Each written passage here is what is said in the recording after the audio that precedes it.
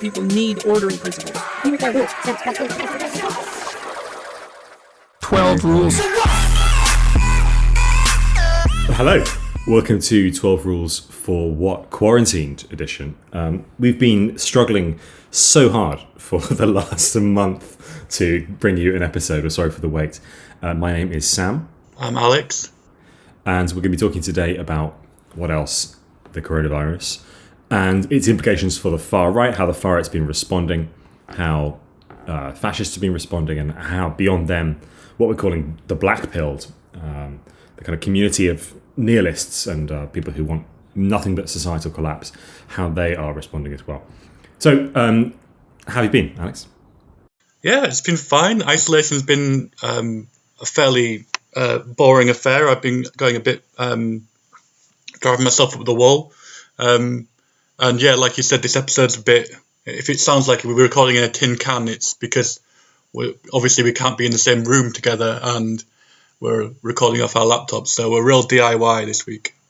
Yeah. I think this is the way forward. I think that there's going to be hopefully a real collapse in obsession with audio quality, obsession with video quality, and everyone will be able to, make things and feel free to make things regardless of the technological setup.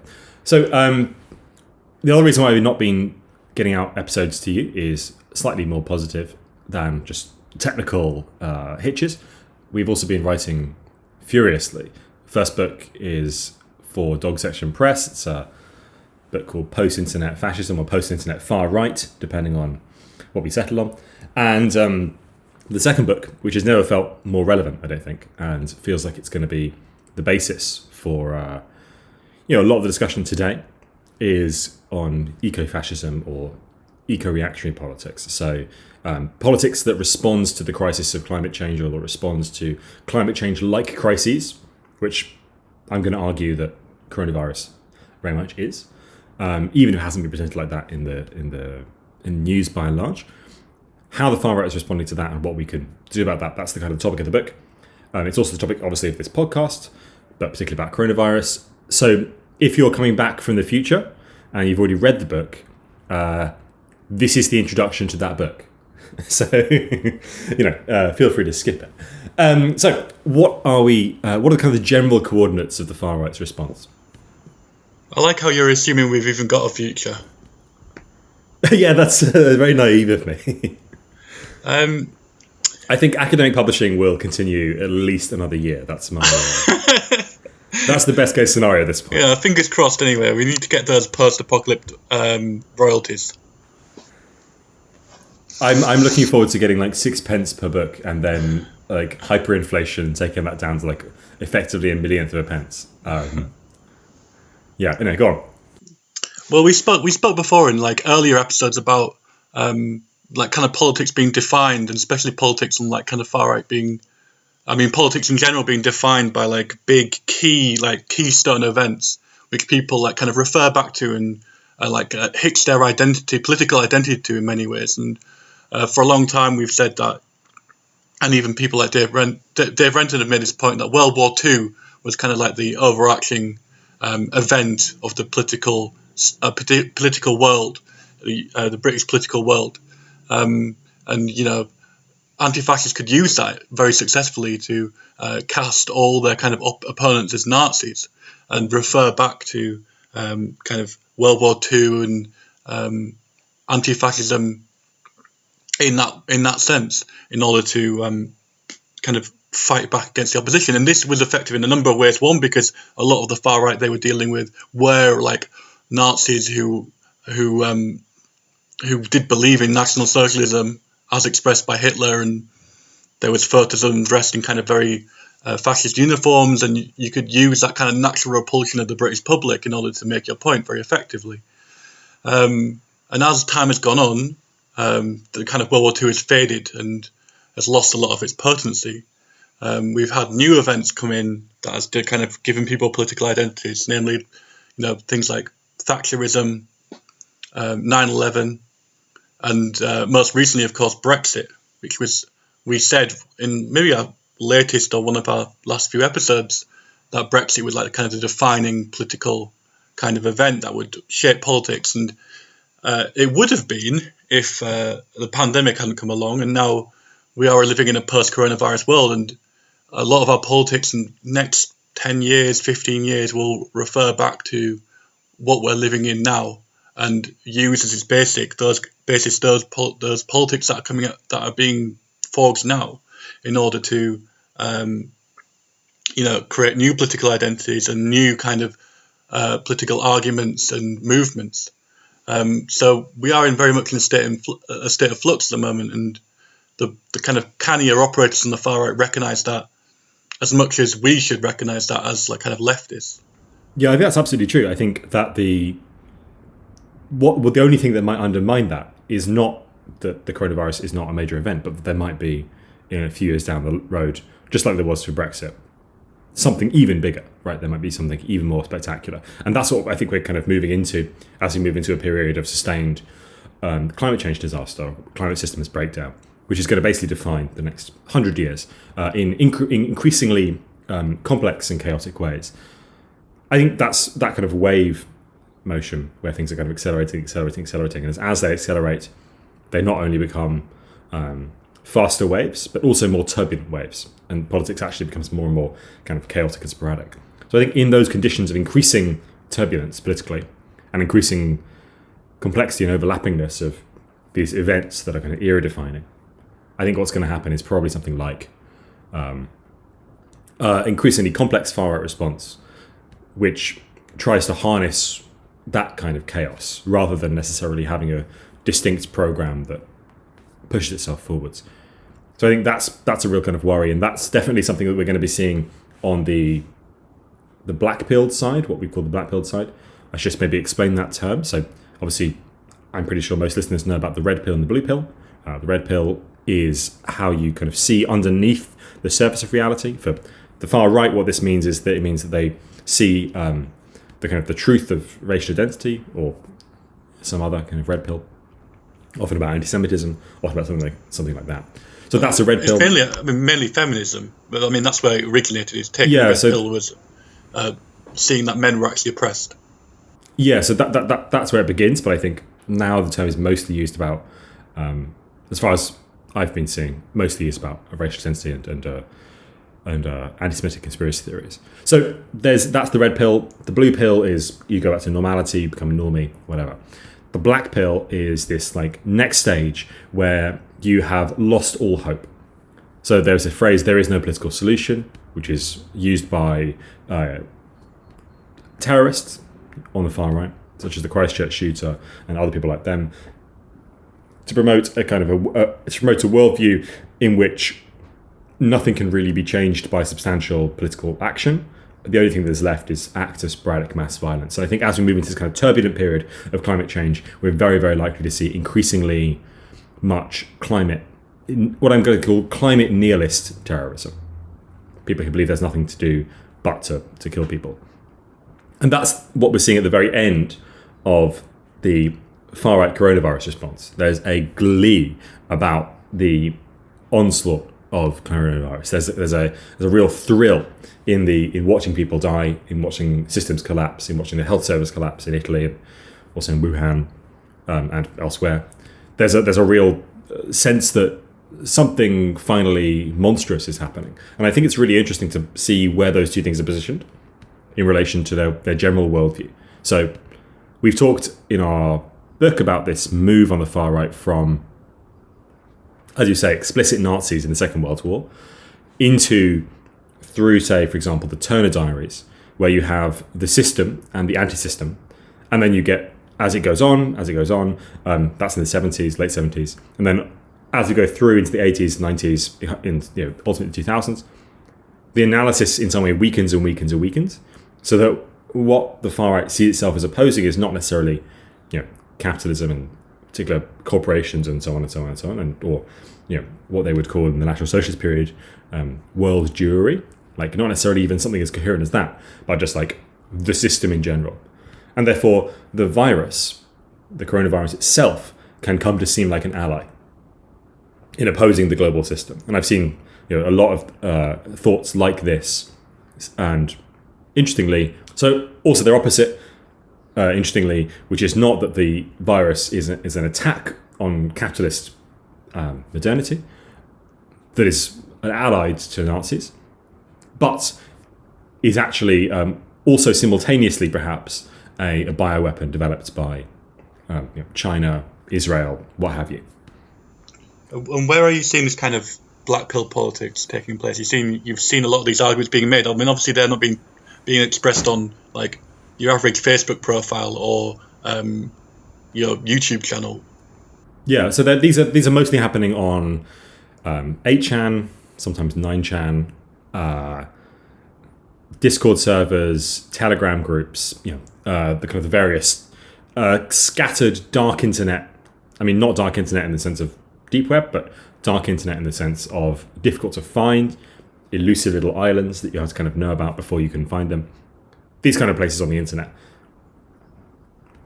For sure, this is not a mainstream opinion. I think we should go, now I've given you the most extreme version, we should go back towards the kind of the more comparatively organised groups on the far right, such as Patriotic Alternative in the UK. Do you want to maybe say how they've been responding?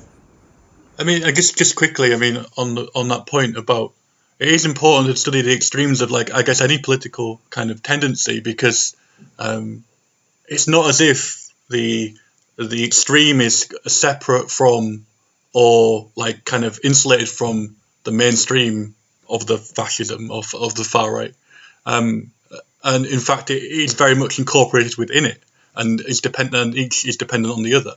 So you see a lot of times these kind of figures on the kind of terrorist side of the far right of fascism, like the Christchurch shooter or like Anders Breivik. Anders Breivik liked a lot of EDL pages, was corresponding with EDL kind of members on Facebook. Not that places him in the EDL politics or group or organisation.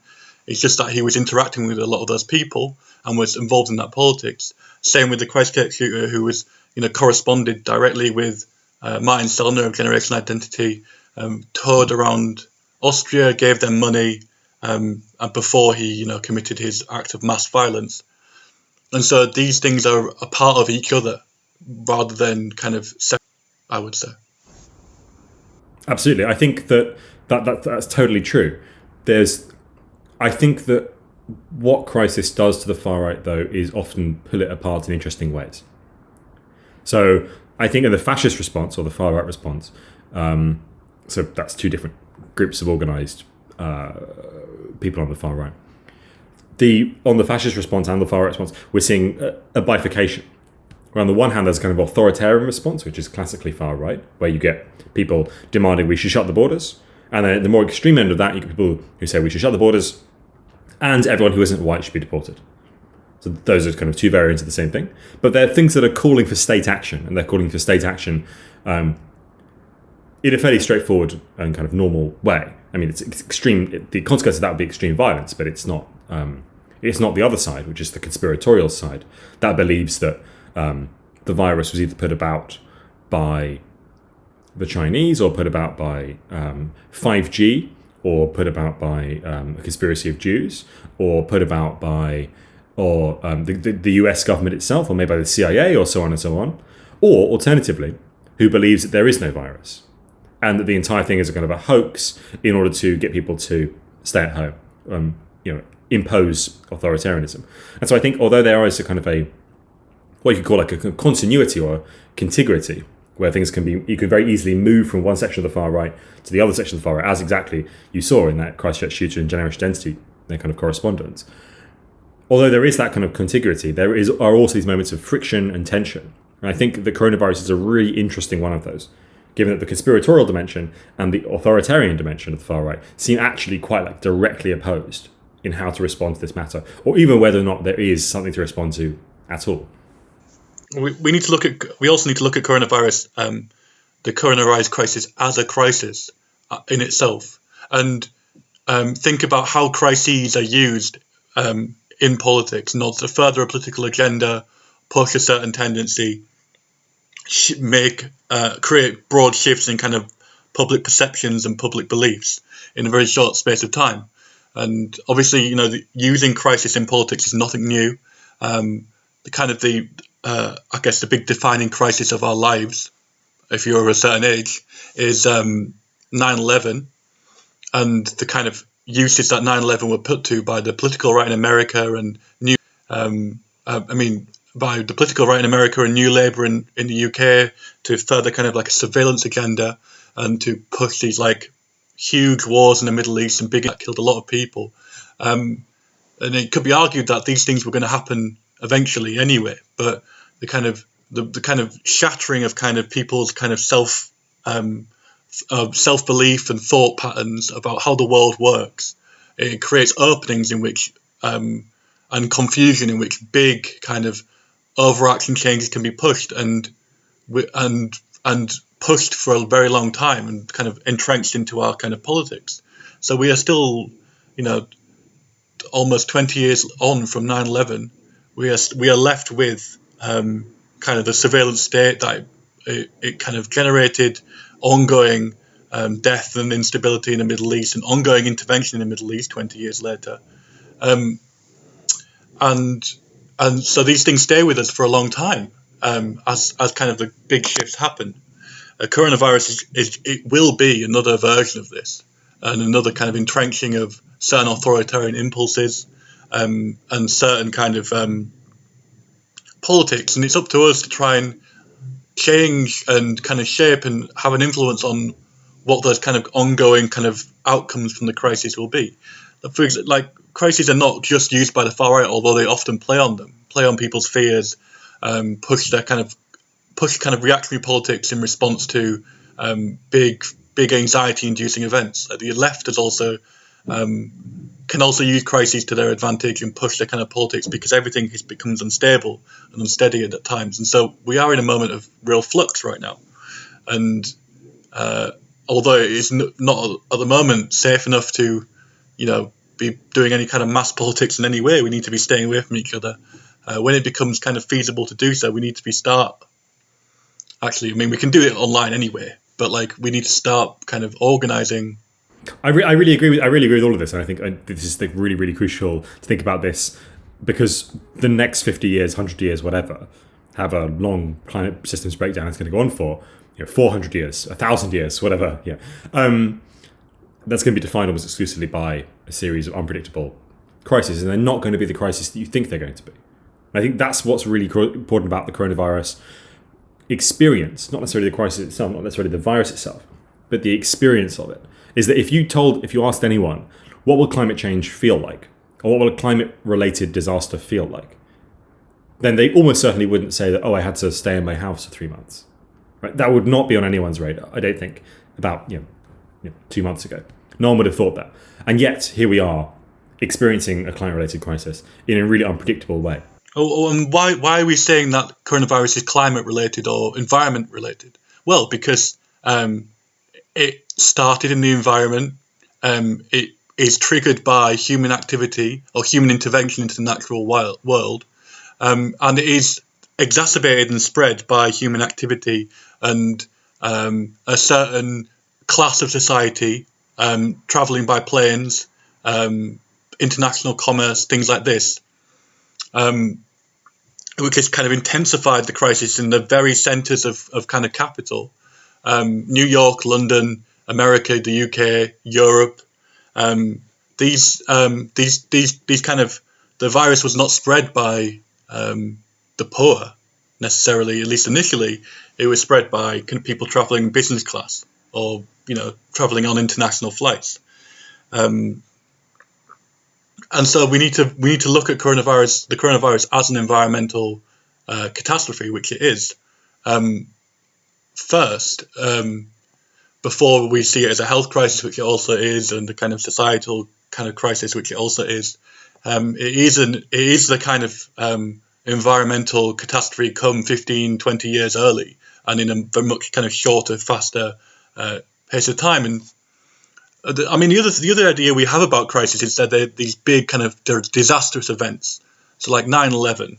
But another kind of crisis is for example, the 2008 the Great Recession, in which it was a different kind of crisis. It was over a longer period of time. It was quiet, People lost their jobs quietly. People had lost their houses quietly, out of the kind of eye of like a big out of the kind of the maelstrom of a big spectacular event. And this is what we're seeing now. Like the climate crisis is not going to be like whatever those big disaster movies are, where a great wave sweeps into a city and knocks over buildings. It's going to be things are going to get a little bit worse over a long period of time. People are going to have to stay indoors a lot more. The air quality is going to slowly degrade more than it is. The kind of the weather is going to get more extreme, but more regularly extreme. We're going to have to live with this constant kind of degradation in our lives. And this is the kind of crisis in which we're faced, not some big spectacular event. For sure, yeah, and I think also the things like even, I would say even more disastrous things for like industrial modernity, which are things like massive stress on supply chains worldwide, or just the crops failing in quite like a substantial way. That's not impossible. I mean, we're already seeing the crops, not crops failing, but like farmers, like I just literally saw this morning farmers euthanizing 31,000 chickens in some state in America because the egg demand's gone all haywire, or milk being dumped by the metric tons. Do you know what I mean? It's these kind of supply chains are already exposing their kind of great fragility. Yeah, this is what is called a crisis of overproduction. You can look it up, kids. Yes, I think we should also talk about a little bit about the state response to this. So you said that there's the 9/11, rightly, and also the 2008 crisis in some ways were both used to push a surveillance agenda. I think that's absolutely true. But I think also in pandemics, we need to have the other side of state violence visible, which is not the state violence where you have jackboots and people come to your door and knock it in and so on. The state violence that we need to be thinking about in the pandemic times is as much the total inactivity of the state, the refusal to do anything, the letting die of the population. Those are really major things, and those are also like really kind of important things to consider when we think about what state violence means in the climate disaster. Yeah, so we have a kind of politics of authoritarianism, which I guess is defining, and the kind of stringent regulations and the police kind of acting up across the country and pushing their boundaries a lot. You also have, like you said, the politics of neglect. Who gets care? Who does not get care? We've seen reports coming out now that people of color, communities of color, are much more likely to have to die from complications of COVID-19, and much more likely to have much more serious conditions and serious kind of complications from COVID-19. We need to understand why that is, which is kind of structural racism and environmental racism and vast inequalities between people and areas. The UK, who gets the parks to be open and who doesn't. It's a really kind of key point here, and who lives in like the kind of worst, most polluted areas of cities, and who lives in cleaner areas of cities has to be kind of thought about as well. So this kind of politics of neglect is equally important, and it may be something that the kind of the far right pushes as well, in that who gets to be looked after in the pandemic crisis and beyond, and who doesn't. Is it citizens? Is it non-citizens? Is it illegal? Is it white people? Is it black people? Is it brown people? Is it migrants? Is it non-migrants? These kind of decisions are being made at the very top levels of, highest levels of kind of the state, and the far right will be pushing them in a certain way, as best they can. We all see something like a similar health inequality coming in very soon in the future, after the state has rolled out its kind of immunity proofs, identity cards, which I think will almost certainly be a major feature of everyday life from now on. So we've talked a lot about the state response. Let's talk about the authoritarian far right. How have they responded to this? And then I wanted to go on to the conspiratorial far right. So the authoritarian far right, probably most obvious example is Hungary. I know you've been doing a lot of reading on this. Tell me what happened in Hungary. I mean, I need to like kind of preface this all like kind of what's the word, caveat this by saying, the situation in Hungary is kind of rapidly developing, and it's I'm doing my best reading up on it, as a non-Hungarian speaker. A lot of countries in the EU have used in Europe have used the kind of crisis and brought in harsher measures. I mean, but there hasn't been any country which hasn't restricted certain businesses, not imposed curfews, stopped certain mass events, activities, stopped people from going outside the house unless they have very limited reasons. And Hungary, in that respect, is no different. The France has had a kind of rolling emergency law that has given the president a lot of power for a very long period of time. What's different is that in Hungary, Orban has kind of used the coronavirus crisis to kind of give himself the power to rule by decree, and more importantly, in an indefinite kind of way. I mean, there's no kind of limit being put on, no kind of time limit at least, and that means that.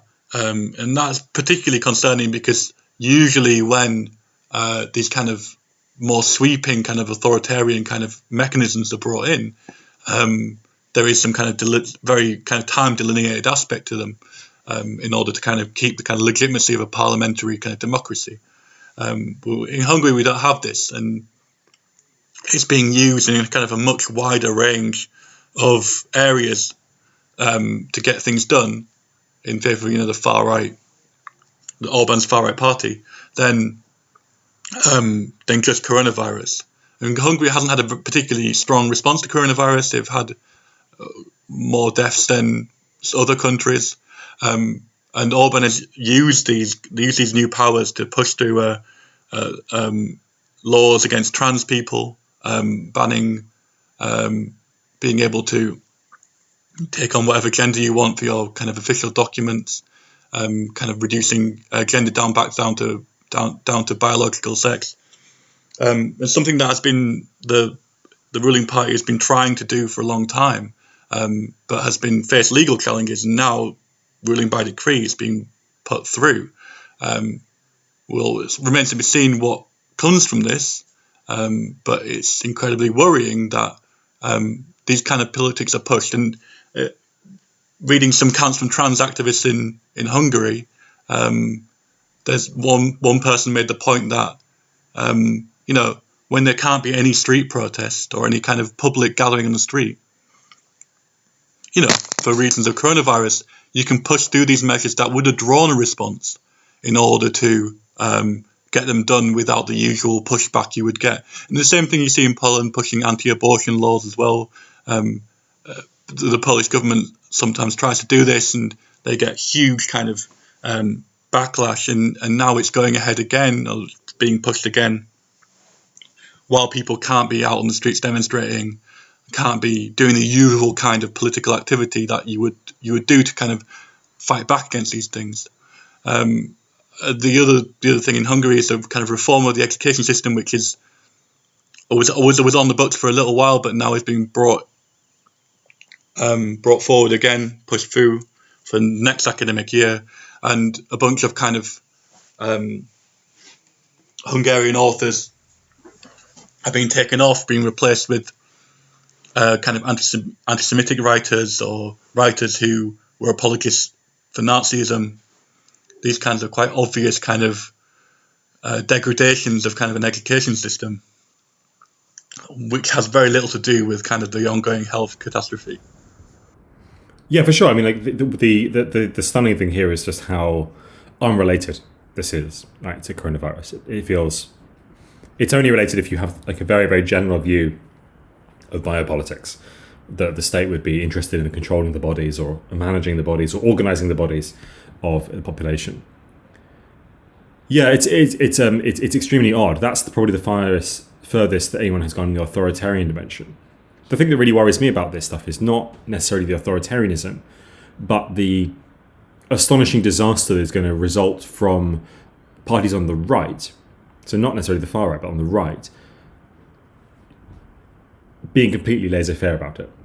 I think that as long as the right has no adequate response to these kinds of events, or not a response that looks anything other than giving money to corporations, which is what the US has been doing, as long as they have no adequate response to it, there is a lot of space for the far right to come in and say, look, the right has failed you. The conventional government structures of the right have failed you. What you need is a much more radical solution and a much more aggressive solution to these kinds of crises. And so I think actually what worries me is not necessarily the authoritarianism, although it's terrifying for people in Hungary, but actually the failure of the right to adequately respond in any kind of way at all, which leaves space, as I say, open to the far right and people to their right, fascists and so on. I mean, the situation the situation in Hungary is just a like kind of the most comprehensive example of things that are happening across the world, obviously. But the other thing we're faced with, and what activists in lots of countries are faced with, is how do we kind of impose our kind of influence or impose kind of our politics when all the traditional means of political activity are at the present taken away from us. And we need to be very careful that these kind of measures are like not extended more than they need to be, and we can try and innovate new ways of exerting influence and building power that don't involve like a big demonstration, for example, or whatever else people do on the left. Maybe we should talk about patriotic alternative. Yeah, so let's go through authoritarianism and then conspiritoialism. So authoritarianism first, slightly less. I mean, they're obviously not in power, so slightly less kind of consequentially, but nevertheless, significantly. Patriotic alternative, the UK's kind of attempted replacement for the BNP. I don't know if that's an adequate summary. Seems not far off. Has also been in on the act, particularly Mark Collette, who's their sometime leader. Tell us about what's happening there. I mean, yeah, Patriotic Alternative are not, obviously, they're just getting themselves started. They haven't even registered as a political party. They've had 3 conferences, like kind of attended by around 200 people each time. So they're not on any level of power or anything like that. What concerns me about them is their potential for growth.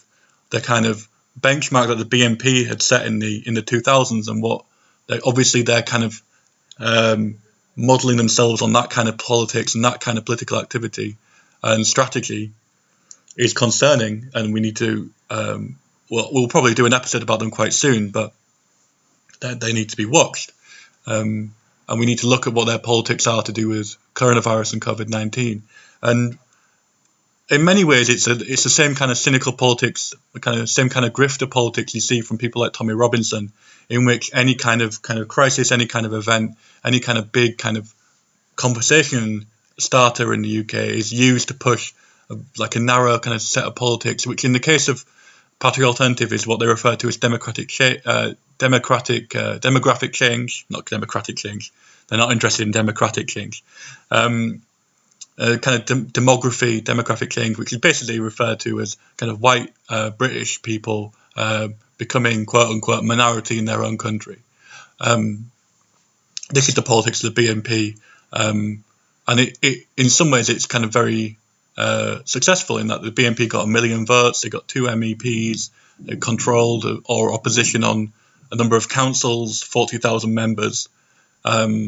And we're seeing this with the crisis. So we're seeing a lot of slogans about open borders, bringing in disease. The thing to do was to close the borders and obviously keep them closed. And we have a kind of broader kind of... The thing about Patriotic Alternative as well is they're set within like a firmament of like a constellation of different kind of groups and individuals and activists and YouTube channels and media kind of enterprises. And they're set within that, and they're a node within that. And the politics, the wider kind of discourse on the far right feeds into them, and they feed into it in many ways. I mean, the kind of key contention, obviously, is this borders thing, the idea of migrants as linking migrants to the coronavirus, Muslims being kind of the conspiracism about Muslims being able to meet in mosques, and breaking quarantine, spreading disease. I've seen that from a number of far right sources, obviously without any evidence. A lot of these politics are kind of pushed without kind of the logical links, the kind of logics behind them being very unclear. So the two people in the reason I call this politics cynical is that whatever happened or whatever would happen or will happen, they have the same politics. They push the same lines, and they just use the current kind of overarching thing to push their kind of pro-white agenda. I just want to say that it fits. I just want to say that politics fits. The fits extremely easily into a certain authoritarian dimension of the far right. It's very, very conventional in lots of ways, and maybe you're right that there is actually not much going on here, and it is cynical. I think that's totally the case. And maybe, therefore, my kind of worry that there'll be like maybe a younger, more dynamic far right that would manage to outflank the right on its own territory in terms of responding to this kind of thing more dynamically. Maybe that's an unfounded fear, because across the far right and the fascists and the black pills beyond them, I think that is the case. There is a kind of a monotony to the forms of politics that are being pushed, certainly around this issue, and also, I think, just more generally. So yes, I maybe my fears are unfounded, and yes, you're absolutely right. There's things are much more conventional than the novelty of the situation would seem to behoove.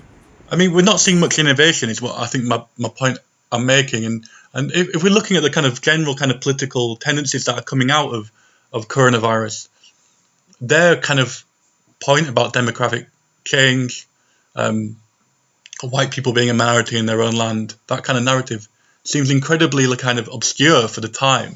And obviously we need to start thinking of coronavirus not just in this particular moment, but in a kind of a much longer term, because this isn't going away anytime soon. I mean, a vaccine is at least a year away of being popularized. We're going to have lockdown restrictions going on till, next year as well, likely, on and off. And the politics we're seeing is, I mean, first of all, there's kind of the classic English like telling on each other politics, which is a kind of a low level reactionary response. We're also seeing kind of the politics of mutual aid becoming kind of much more prominent as well, which is very much antithetical to what their agenda and what they want to do. And obviously, as time goes on and the kind of immediate crisis diminishes, there will be space for them to kind of develop a politics of borders, politics of entrenched racism, of repatriation, which is one of their policies. But we're not seeing that yet. And I mean, one of the useful things that the left can do is kind of give a coherence and be involved in mutual aid politics. Which is probably one of the most kind of influential radical ideas to take hold for like 30 years. We're seeing like the kind of Mayor of London help website reference a list of link to a list of all the mutual aid groups in London as a means for people to get help, which is a pretty kind of extraordinary kind of idea when you think about it. We've seen the local councils be completely cut out by these kind of spontaneous organising, and I do think that supporting that kind of organising is really important, and being involved, not supporting it in a left way, but being involved in it and that kind of thing. For sure, yeah. I think also the state should fund it for the time being. While we still have a state, the state should definitely not be offloading its responsibilities for social care onto mutual aid groups. Anyway, we've skirted away from the far right here. Let's go back towards the far right and its conspiritoiral responses. So, of course, these have been in some ways quite kind of comic, in some ways quite horrifying. Perhaps my favourite one is actually the one on the news show we were talking about just a moment ago, where Mark Collette talks to people about the coronavirus and calls for border shutting down. There's a guy on there called No White Guilt, who is an all-round... That's literally his name, No White Guilt. There's a foolish man in a huge number of ways, who argues that if white people hadn't been Oh, this is so silly. It's almost like impossible to say. If white people hadn't had to go through so many kind of unconscious bias training exercises or spend so much of their time involved in the kind of ameliorative politics of racial harmony, they would have already found a coronavirus vaccine using their kind of collective intellect. Astonishing level of delusion, I would say. I mean, you make a distinction between authoritarian politics of the far right and conspiracism, and I think that is a good distinction to make. But we also need to recognise that these things are not like one group is authoritarian, one group is conspiracy. These things intermingle, and so, for example, taking the example of Patriarchal Alternative, Mark Collett. I mean, the current incarnation of his politics started with this weekly YouTube show, which he has called Patriotic Weekly Review. It used to be called The Week in the Alt-Right. So it gives you an idea of where he's orientating himself with this show. And we're seeing with this it's like a talk show, and we're seeing the kind of politics, his kind of politics of authoritarianism merge with a kind of conspiratorial edge, as we can see with this thing. And obviously Collett is he's a kind of a clever guy in many ways, very smooth, a good speaker, but he really can't help himself in a lot of ways. He'll talk openly about Holocaust denial. He references Mein Kampf as one of his favourite books. The other two books he references are ones by George Rockwell and David Duke. Let's say who those people are. George Norman Rockwell was the founder of the American Nazi Party. And David Duke was a grand wizard in the KKK and was involved in Charlottesville and is still around and is massively anti-Semitic. I mean, he was a grand wizard in the KKK, and you can't really say much more than that. So yeah, Collett can't help but, and also with Collett as well, he does sincerely believe in kind of anti-Semitic politics. He will make many references in his talk show to Jews controlling the media, Jews controlling Hollywood, Jews bringing in migrants, Jewish people bringing in migrants. This kind of thing is kind of casually referred to in non-subtle ways, and I think we'll talk about this more in our episode on Patriarchal Alternative and Mark Collett. But these kind of things, along with other things, are kind of very much a drag on Patriarchal Alternative. People do not like that kind of stuff, and that's not the image they're trying to present in their kind of forward-facing stuff. But it's the image that anti-fascists are going to have to show people, I think. Absolutely, yeah. You're totally right as well about this intermixing of authoritarian and conspiratorial politics. And we're definitely getting that in the coronavirus response as well, especially because there's a conspiracy going around that if you don't think that the virus is a sort of an ally against the system, then you probably think the other conspiracy theory is true, which is that maybe it's made by China, or it's made by the Jews, or it's made by some other group, the CIA perhaps. And what this requires in response is a strong state controlled by white nationalists, a strong state controlled by quote unquote patriots, right? That's the thing that it requires in response. And so you can have a conspiratorial response, a conspiratorial politics, that requires an authoritarian response. So yes, they're absolutely embedded within one another, but not necessarily. Sometimes there is a genuine contradiction. I mean, just to go back to this idea we were talking about crises, is that conspiracy goes along with crises in many ways, and we see conspiracy be born from crises, used to explain crises. So I keep referring back to this one, but it is like weighs on the collective psyche even today. 9/11, the conspiracies coming out of 9/11. Israel was coordinating with whatever to bring down the planes. Jewish people did 9/11. George Bush did 9/11. There's various kind of things that came out of that, which were people still. It was a controlled explosion. These things are still believed. I think it's no coincidence that the kind of 5G, the 5G kind of idea has been around for a long time. It was kind of proposed by some of the people who were doing the yellow vest protests in the UK. 5G was an issue for them. And it's no surprise to me that as coronavirus has kind of taken hold and kept people inside and taken hold of people's imaginations, that 5G has become much more of a kind of talked about conspiracy, not amongst the population, because people look for kind of simple explanations for their kind of anxieties and stresses of the moment, and we are seeing a great massive stress on a great many people right now, and people use conspiracies as kind of a crutch in many ways. It gives an opening for these kind of more insidious kind of. I mean, people can go, oh, haha, 5G causes coronavirus or causes cancer or whatever. That's kind of quite a funny, almost like a whimsical in many ways conspiracy compared to many others. But we do see kind of a extremification of these kind of beliefs, and a bigger predictor of believing in one conspiracy is to believe in another conspiracy, and so you kind of collect them up as you go. And there aren't too many conspiracies you can believe in until you get to a really bad one, or one that's got kind of quite a awful basis to it, awful underlining theme, and then you're kind of primed for a worse kind of political activity. Because the other thing that conspiracy does, in many ways, is a call to action to do something about it.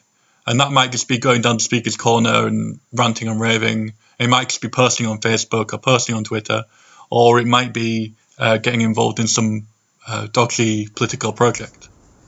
For sure, yeah. And just talking about the Yellow Vests, the most prominent of the Yellow Vests is a guy called James Goddard. And who was the guest on the episode of Patriotic Weekly Review with Mark Collette and No White Guilt that I was just talking about before? It was James Goddard. And so I think there's like a real syncretic politics that is emerging around this authoritarianism and conspiritualism dimension that is centering itself increasingly on Patriotic Alternative as it kind of hoovers up all of the various tendencies in the far right in the UK. I want to go on to thinking just a little bit more about conspiracy and its relation to biology and kind of biological politics. When the virus first came out, that may sound like a blockbuster, but when the virus first came out, or was first discovered in Wuhan at the end of December, there was lots of uptake on this image board called 8kun, which is the replacement for 8chan, which was shut down after the El Paso shooting last year. And the reason why there was lots of uptake is because there was a great deal of excitement that there's something like SARS was happening again, which of course in some ways it is.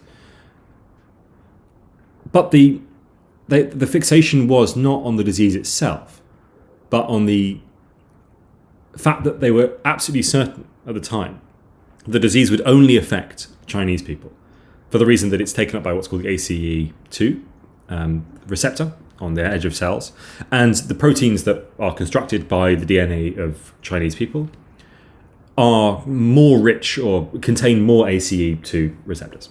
It's just kind of a genetic, doesn't really make much difference to the way that the body functions, but there are differences in like the content or the degree of proteins amongst people of different races. And so they were therefore thrilled that a virus had come along that bound or binded itself specifically to a receptor that was common in Chinese people. And therefore, lots of the white nationalists or lots of the racists on 8kun were ecstatic that they would not be affected. Now, of course, this didn't last very long because we had a major outbreak in Italy. And then, of course, the story had to change. So there was a transition from, it's not just Chinese people, but it's Chinese people and Italians who have this other protein that is particularly rich in them too, in those two racial groups, if you can even think about those racial groups. Those two groups of people have this particular protein. And then, of course, there was an outbreak also in Spain and also in France and also just across Europe more generally. And this is, of course, white people. And so they were terrified, briefly terrified. But then it came out that in the US in particular, and also in across Europe, as you were saying before, there's large racial disparities in complications. So people with dark colour skin, black people, people who are not white, people of colour, are having complications at a much higher rate. And the reason for this is, of course, things like the fact that most diseases that are comorbidities with coronavirus are diseases of poverty. So you're much more likely to be diabetic if you're poor, you're much more likely to have lung problems if you're poor, and so on and so on.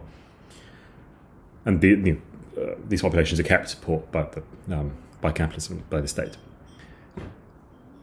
And therefore, because there were more complications in African Americans in America than there were amongst white people, the far right on Aitken could decide, oh, actually the virus is good again. And so there was this kind of dip, this biological story that we go through, where always the virus, which seems like a kind of a natural organism that would affect people, collectively, or all of them, because everyone has to breathe, would seem to be both kind of good because it was killing your kind of racial enemies in the Chinese. Then it was bad because it was killing Europeans, but don't worry, it's just Italians. And then it was good again because it was killing more African Americans. And so there's this kind of fixation on the underpinning racial story that goes with the coronavirus outbreak, which I think is a really strange dimension. It's not a dimension that I think is going to be particularly impressive to most people. And I think that there's a real obvious ceiling to that politics, that it's not going to become a major part of mainstream politics, that only certain people with genetic makeups in a certain way can get a certain disease.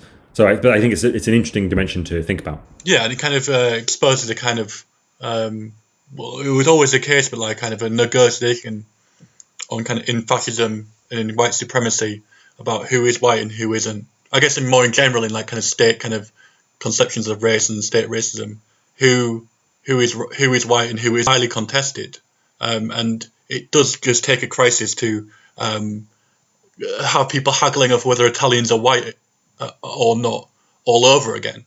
You know what I mean? When it was in America, where the Irish weren't considered white or the Italians weren't considered white, and that changed, and now we're like got people on obscure message boards haggling. People who are probably the most obsessed with race and racial identity are again haggling about who has the white protein and who doesn't have the white protein. It's a pretty telling kind of thing. If you want to think about the connections here with that kind of environmentalism and a far right environmentalism, Madison Grant, who I talk about way too much, and if you as I said at the beginning of the episode, if you come back from the future, you'll have already read everything I've ever written about Madison Grant. You love Madison Grant. You absolutely love him. He's your favourite guy. So he was a lawyer in America, and he also did two other things. One is he wrote large parts of the 1924 immigration bill, which tried to restrict immigration to certain kind of racial groups, North Europeans, not Italians.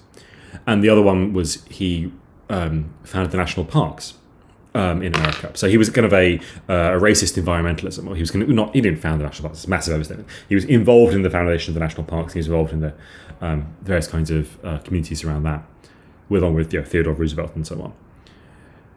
And so he also wrote a book in 1916, I think it was, called "The Decline of the Great Race," which is about the dilution of the what he saw as the kind of the great northern European stock of racial groups. And so I think that kind of idea definitely has a long history. This kind of racial correspondence between immigration and environmental protection and so on has a long history. But I would be very doubtful that it will survive a long way into the 21st century. But again, this is all content from the book. Apologies if you've read it. If you haven't read it, go out and buy it. We talk about more stuff. Should we talk quickly about, I guess, an anti-fascist response to the coronavirus? Or you can if you want. I'm actually genuinely not sure I have any ideas about what that might look like. But yeah, I mean, definitely you can go for it. I don't know. I don't really know either. I mean, I think I guess we need to. I guess to sum up this episode, we've gone on quite a bit already. I think as anti-fascists, how do we think about coronavirus? And I think the first point is I'm not really sure, and I don't think Sam is either. But just I think we need to start looking towards building on kind of the institutions of kind of the grassroots institutions that are being set up, the kind of base unions, these mutual aid groups, other kind of impulses towards solidarity and mutual aid, and kind of try and, where we can, build upon that politics and reinforce it. I feel like we're in for quite a turbulent time in the next year or 2 years or 10 years, and we need to start kind of innovating as anti-fascists, thinking how we respond to these crises, how our opponents will respond to crises, and how we can oppose them, and be prepared in advance, have our kind of strategies prepared in advance in order to be ready for what's to come. I think what we've seen, at least in my experience in anti-fascism, is oftentimes there's been a great kind of game of catch-up being played in many respects, and we're kind of scrambling to kind of deal with the next big threat or the next big potential threat. And what coronavirus has done is kind of set kind of like a reference point in which all these kind of politics and political groups will respond to and be a part of, and we should be a part of that too. Yes, absolutely. Yes, that's totally true. Okay, good. I think that's all we have. Obviously we could go on forever because we're in lockdown. There's nothing else to do apart from go to work. 3 hour episode, baby. 3. Well, soon maybe we might at some point do a fundraiser for the Russian anti-fascists who are imprisoned, and that will be 12 hours long. Once people are not raising money for, viral support, viral mitigation, not support. We do not support the coronavirus. Yeah, just the clarity. Once things are a little bit less turbulent, we'll be doing a critique-a-thon of Jordan Peterson, who is our patron saint of this show. Critique-a-thon of his book, 12 Rules for What? We will spend 12 Rules for Life. 12 Rules for Life. Fuck. I've got so used to saying it as well. We will spend at least half an hour on each chapter, including the introduction, and we'll see how we degrade in that period of time. I feel like discussing and reading Jordan Peterson for 12 hours straight will have permanent damage on my life, and therefore I want to raise a lot of money to do it, and we do it at the right time. But we will keep you updated on how that will go. We'll get guests as well to take some of the burden from us. Yes, and also the burden from your ears. Okay, thank you very much for joining us, and we hope to see you again very soon. We will hopefully have another episode out in slightly prompter time, but of course nothing else is happening apart from the coronavirus now. So that might not be on anything else. And if you want to support us, you can give money, a regular donation on Patreon, patreon.com/12rulesforwhat. Or you can follow us on Twitter. You probably already follow us on Twitter, but if you don't, follow us on Twitter. We tweet snarky things at the moment, nothing too in-depth. And I just want to say that at time of recording, yesterday was the anniversary of the death of Blair Peach. And so I just want to say R.I.P. Blair Peach. Rebel Steps is a podcast about taking action. Season 1 offered insights into how individuals can join movements. Season 2 focuses on the ways people can work together to build these movements. Organizing in groups presents many challenges. How do you care for each other and protect each other in the midst of political struggle? How do you lift up the voices of everyone in your group? How do you work through the inevitable disagreements? All of these questions have complicated answers. As I explore these questions, you'll hear voices and stories from my community in New York City, spotlighting a range of organizers from the Metropolitan Anarchist Coordinating Council, Outlive Them, PopGem, Democratic Socialists of America Libertarian Socialist Caucus, and more. Just like the first season, I return to Paulo Freire's quote, "What can we do today so that we can do tomorrow what we cannot do today?"